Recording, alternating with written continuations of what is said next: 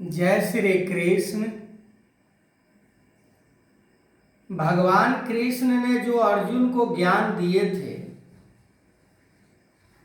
वो ज्ञान बड़ा सूक्ष्म था। गीता के दूसरे अध्याय में ये बात समझा रहे हैं भगवान कृष्ण अर्जुन को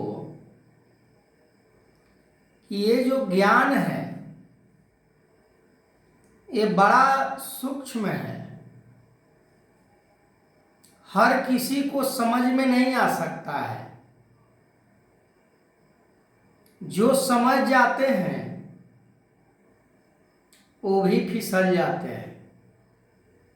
जैसे अर्जुन अभी फिसल रहे हैं कि मैं युद्ध नहीं करूंगा, पर उन्हें युद्ध करना पड़ेगा क्योंकि उन्होंने युद्ध करने का वचनबद्ध हैं कृष्ण के साथ। इंसान प्राणी ये नहीं समझता कि हमारा कर्तव्य क्या है। कर्तव्य के आधार पर उसे कर्म करना चाहिए। कर्तव्य क्या है, हम कर क्या रहे हैं, इसमें मामला गड़बड़ हो सकता है। हमें पश्चिम की तरफ जाना है और पूरब की तरफ हम चले जाते हैं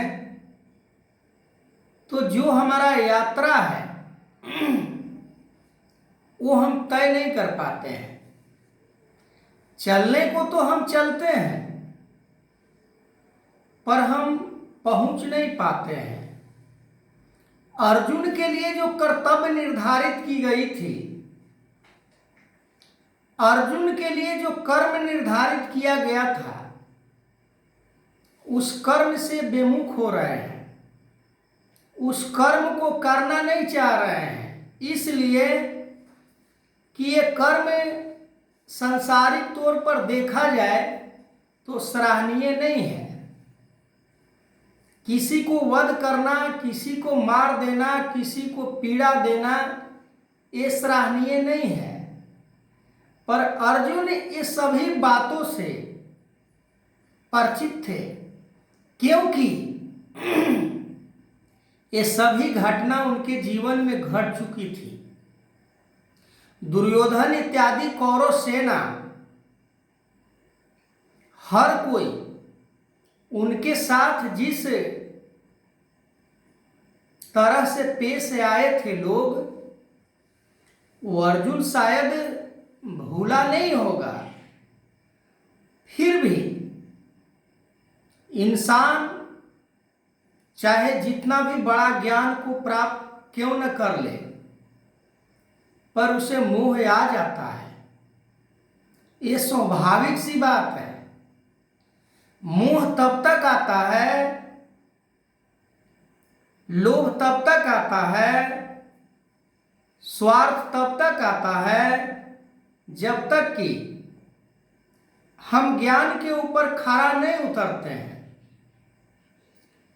केवल शब्दों के द्वारा ज्ञान को हम संबोधित करते हैं, शब्दों से हम ज्ञान को पढ़ते हैं, पर हमें उस ज्ञान की समझ नहीं रहती है। जैसे अर्जुन ज्ञान को समझ रहे थे, पर ज्ञान को उन्होंने उपयोग में लाना नहीं चाह रहे थे।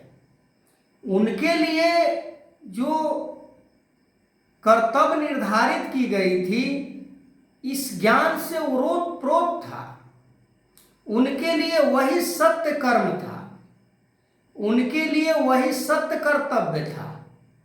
इस कर्तव्य को अगर जीवन में वो धारण करेंगे तो संसार में यश के कारण बनेंगे, यश के पात्र बनेंगे। तो आज बस इतना ही। आगे मैं वीडियो को कंटिन्यू करूंगा। तब तक के लिए जय श्री कृष्ण।